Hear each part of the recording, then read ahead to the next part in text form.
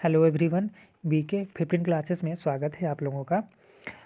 आज हम इस वीडियो में वर्णमाला के 50 प्रश्न को देखेंगे। देखिए, ये एक सीरीज है जो कि 50 प्रश्न का है ये। तो अगर आप चैनल पर नए हैं, चैनल को सब्सक्राइब करिए, लाइक करिए, शेयर करें ताकि आपको आने वाले सभी नोटिफिकेशन आपको मिल जाए। और जितने भी इसके टॉपिक है, वर्णमाला, शब्द, सबके जितने भी सबके मैं इस तरह सीरीज बनाऊँगा। तो मतलब ये एक नया सीरीज स्टार्ट कर रहे हैं। ठीक, तो चलिए देखिए स्टार्ट करते हैं। देखिए, इसमें टोटल 50 प्रश्न हैं। ठीक, चलिए देखिए। तो पहला प्रश्न है, हिंदी वर्णमाला में ऊष्म व्यंजन कौन से हैं? ठीक, तो आप बताइए। तो यह है ऑप्शन ए, स, ख, ह, स, ह। ठीक, पहला प्रश्न हो गया। ठीक, अगला प्रश्न देखते हैं। देखिए, आपको बताना है इसमें हिंदी के जिन वर्णों का उच्चारण करते समय केवल श्वास का प्रयोग किया जाए उन वर्णों को कहते हैं। ठीक, तो आपको बताना उन वर्णों को क्या कहते हैं। ठीक, उसे बोलते हैं, देखिए, उसे बोलते हैं अघोष। ठीक, ऑप्शन ए इसका सही हो गया। अगला प्रश्न देखते हैं, य, र, ल, व। ठीक है, व्यंजन को कहते हैं। ठीक, क्या कहते हैं? तो इसको बोलते हैं अंतस्थ व्यंजन। ठीक, अगला प्रश्न देखते हैं। देखिए, अब आपको बताना है इसमें निम्नलिखित में ओष्ठ ध्वनि है। ठीक, तो ओष्ठ ध्वनि कौन सा है इसमें से बताइए। तो यह ऑप्शन डी, फ। ठीक, अब बोलिए, ल, स, र, फ। ठीक, फ से आपका क्या होगा? ओष्ठ। ठीक, अगला प्रश्न देखते हैं, वॉवेल को हिंदी में कहते हैं। बताइए, वॉवेल को हिंदी में क्या कहते हैं? स्वर कहते हैं। ठीक, और कॉन्सोनेंट को क्या बोलते हैं? व्यंजन। ठीक, कॉन्सोनेंट व्यंजन। अब अगला प्रश्न देखते हैं। देखिए, अब आपको इसमें बताना है जिन शब्दों के अंत में अ आता है, ठीक, तो उन्हें क्या कहते हैं? तो उनको क्या बोलते हैं? अकारांत। ठीक, कौन स्वर नहीं है? ठीक, बताइए। देखिए, इसमें कौन स्वर नहीं है? ब। ठीक, ब स्वर नहीं है। देखिए, अगला आपको बताना है निम्नलिखित में से कौन सा वर्ण घोष है। ठीक, तो बताइए कौन सा वर्ण घोष है? तो ये है सी, द। ठीक, भाषा की सबसे छोटी इकाई किसे कहते हैं? ठीक, बताइए।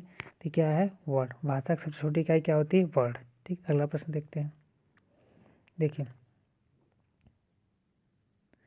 अब आपको बताना है वर्णमाला किसे कहते हैं। ठीक, तो ये प्रश्न नंबर 10। तो व्यवस्थित वर्ण समूह को। ठीक, कौन सा आ जाएगा? Option D. अगला प्रश्न देखते हैं, निम्नलिखित में कंठ ध्वनि कौन सी है? ठीक, कंठ ध्वनि कौन सी है बताइए। तो ये है ऑप्शन ए, क और ख। ठीक, अगला प्रश्न देखते हैं। देखिए, आपको बताना है इसमें निम्नलिखित में से उच्चारण स्थान के आधार पर मूर्धन्य व्यंजन बताइए। ठीक, बताइए कौन सा हो जाएगा। तो ये ऑप्शन सी, ड, ढ। ठीक, अगला प्रश्न देखते हैं, निम्नलिखित में से अल्प प्राण वर्ण कौन से हैं? ठीक, बताइए। तो ये हो जाएगा ऑप्शन बी, क और ग। अगला प्रश्न देखते हैं। देखिए, अब आपको इसमें बताना है निम्नलिखित में नवीन, देखिए, निम्नलिखित शब्दों में से नवीन विकसित ध्वनियाँ कौन सी हैं? तो कौन सी है? ऑप्शन ए, ख और ग। ठीक, अगला प्रश्न देखते हैं। देखिए, निम्नलिखित में से कौन सा घोष वर्ण है? ठीक, बताइए। तो इसमें से कौन सा घोष वर्ण है? म। ठीक, निम्नलिखित में से एक वर्ण व्यंजन नहीं है। ठीक, ये तो सभी जानते हैं व्यंजन है, यानी कौन सा नहीं है? ये ऊ। ये क्या है? ये आपका स्वर है। ठीक, अगला प्रश्न देखते हैं। देखिए, अब आपको इसमें से बताना है निम्नलिखित में से कौन सी ध्वनि ओष्ठ ध्वनि नहीं है। ठीक, बताइए कौन सा नहीं है। ये है ऑप्शन, बताइए, ऑप्शन डी, तो। ठीक, तो आपका क्या है? ओष्ठ ध्वनि नहीं है। ठीक, अगला प्रश्न देखते हैं। देखिए, ठीक, तो हो गया। अगला देखते हैं, हिंदी भाषा में मूलतः वर्णों की संख्या कितनी मानी गई है? बताइए। तो ये ऑप्शन सी, 52। अगला प्रश्न देखते हैं। देखिए, अब आपको बताना है इसमें निम्नलिखित में से नासिक व्यंजन कौन सा है? ठीक, बताइए। ये ऑप्शन बी, ई। ठीक, अगला प्रश्न देखते हैं, ए वर्ण क्या कहलाते हैं? बताइए। तो ये कंठ तालब। ठीक, अगला प्रश्न देखते हैं। देखिए, अगला प्रश्न है आपका, निम्नलिखित में से किसे हिंदी मानक वर्णमाला में स्थान नहीं दिया गया है? बताइए। तो ये ऑप्शन सी, ठीक, ये श्री, ठीक, इसको स्थान नहीं दिया गया है, ठीक। ये अगला प्रश्न देखते हैं, निम्नलिखित शब्द में से किस शब्द के द्वित व्यंजन है? ठीक, बताइए। तो यह ऑप्शन सी, दिल्ली, द्वित व्यंजन दिल्ली। अगला प्रश्न देखते हैं, देखिए अब आपको बताना है स, ख, स, ह कौन से व्यंजन कहलाते हैं? ठीक, बताइए। तो यह ऑप्शन डी, ऊष्म संघर्षी व्यंजन, ठीक, ऊष्म संघर्षी व्यंजन। छत्री ध्वनि किस स्वर के अंतर्गत आती है? बताइए। तो यह ऑप्शन सी, संयुक्त वर्ण, ये संयुक्त वर्ण है, ठीक।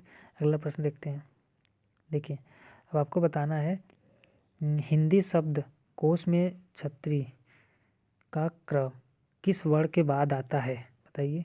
तो यह ऑप्शन ए, क, ठीक, क वर्ण के बाद आता है। अगला प्रश्न देखते हैं, देखिए देखिए ज्ञ वर्ण किन वर्णों के संयोग से बनता है? मतलब किसको किसको ऐड करने पर क्या बनता है? ज्ञ बनता है, ठीक। तो यह है ऑप्शन बी, ज और य, ठीक। इसको निम्नलिखित में से अघोष वर्ण कौन सा है? ठीक, बताइए। तो यह ऑप्शन डी, स, ठीक। अगला प्रश्न देखते हैं, देखिए घ का उच्चारण स्थान कौन सा है? बताइए। तो क्या है? ऑप्शन बी, कंठ। निम्नलिखित में से संयुक्त व्यंजन कौन सा है? तो इसका बताइए क्या ऑप्शन? ऑप्शन बी, ज्ञ, ठीक। अगला प्रश्न देखते हैं, देखिए अब आपको बताना है इसमें कि निम्नलिखित में से कौन सा वर्ण, निम्नलिखित में से कौन सा वर्ण उच्चारण की दृष्टि से दंत नहीं है? ठीक, दंत नहीं, उच्चारण की दृष्टि से दंत नहीं है, ठीक। तो यह ऑप्शन डी, ट। कौन सा अमानक वर्ण है? ठीक, बताइए। कौन सा मानक वर्ण है? ये ब, ठीक। इसको जो पढ़ते हैं, ठीक, ये मानक नहीं है, ठीक। अगला प्रश्न देखते हैं, उसको ब नहीं, झ पढ़ते हैं सॉरी। अगला प्रश्न देखते हैं, हिंदी वर्ण किसके संयोग से बनता है? ठीक, बताइए। ये है क और स, ठीक। अगला प्रश्न देखते हैं, हिंदी वर्णमाला में स्वरों की कुल संख्या कितनी है? तो ये सभी जानते हैं कितने हैं, 11, ठीक। अगला प्रश्न देखते हैं, देखिए अब आपको बताना है इसमें निम्नलिखित में से कौन सा स्वर नहीं है? ठीक, तो देखिए ये भी है, ये भी है, ये है, लेकिन ये नहीं है, ठीक। तो ज निम्नलिखित में से कौन सा ट वर्ग नहीं है? ठीक, बताइए। तो ये है, ये ट वर्ग नहीं है, ये सब है, ठीक। क, ख, ग, मतलब ट, ठ, ड, ढ, लेकिन ये नहीं है, ठीक। अगला प्रश्न देखते हैं, अब आपको बताना है इसमें हिंदी वर्णमाला में व्यंजनों की संख्या कितनी है? बताइए। तो 33 है, ठीक। अगला प्रश्न देखते हैं, देखिए निम्नलिखित में से कौन सा पश्च स्वर है? ठीक, बताइए कौन सा है? तो ये है आ, ठीक, ऑप्शन ए। खड़ी पाई वाले व्यंजनों का संयुक्त रूप में कैसे लिखा जाना चाहिए? ठीक, तो बताइए। तो ये खड़ी पाई को हटा करके, ठीक। अगला प्रश्न देखते हैं, देखिए अब आपको बताना है इसमें विसर्ग से बना शब्द कौन सा है? बताइए। तो ये है निष्प्रह, ठीक, निष्प्रह। निम्नलिखित में से कौन सा वर्ण स्वर है? ठीक, बताइए। तो ये तो सभी जानते हैं, ए। अगला प्रश्न देखते हैं, देखिए निम्नलिखित में से अंतर व्यंजन कौन सा है? ठीक, बताइए। तो ये है य। इनमें से ओ का उच्चारण स्थान कौन सा है? बताइए। तो ये है डी, कंठ ओष्ठ। अगला प्रश्न देखते हैं, देखिए अब आपको बताना है इसमें च और छ वर्ण का उच्चारण स्थान कौन सा है? ये ऑप्शन है तालु। क, ग, ज, फ, देखिए सबके ना ध्वनियाँ किसकी हैं? ठीक, बताइए। ये बी, देखिए यहाँ सबके नीचे डॉट लगा है ना, इसको ध्यान रखिएगा, ये डॉट। तो ये इसलिए क्या है, अरबी फारसी। अगला प्रश्न देखते हैं, देखिए अब आपको बताना है इसमें से तालव्य व्यंजन है। ठीक, बताइए तालव्य व्यंजन कौन से इसमें से? च, छ, ज, झ, ठीक। कौन वर्ण घोष नहीं है? ठीक, बताइए। तो यह ऑप्शन सी, तो। अगला प्रश्न देखते हैं, देखिए किस शब्द में ऋषि, ठीक, स्वर नहीं है? बताइए। तो ये ऑप्शन डी आज इसमें नहीं, बाकी सब में है। ठीक, अगला प्रश्न देखते हैं। देखिए, किन ध्वनियों को अनुस्वार कहा जाता है? ठीक, बताइए। तो क्या जाता है? ये स्वर के बाद आने वाली सभी नासिक ध्वनियाँ। ठीक, ऑप्शन ए। ओ औ किस प्रकार का वर्ण है? बताइए। तो ये ऑप्शन डी कंठोस्त। ठीक, अगला प्रश्न देखते हैं। देखिए, इसका ऑप्शन था ये कंठोस्त। हिंदी वर्णमाला में वर्ण हैं, बताइए कितने हैं? तो 52। तो देखिए, ये था हिंदी का 50 प्रश्न वर्णमाला से। अभी इसका जो नेक्स्ट पार्ट है उसका भी ला दूंगा, तो 2 वीडियो में ये वर्णमाला के जितने ऑब्जेक्टिव यानी बहुविकल्पी प्रश्न हैं वो सॉल्व हो जाएंगे। और वीडियो आपको अच्छा लगा तो चैनल को लाइक करें, सब्सक्राइब करें, शेयर करिए। और चलिए मिलते हैं इस नेक्स्ट पार्ट में। Thank you for watching.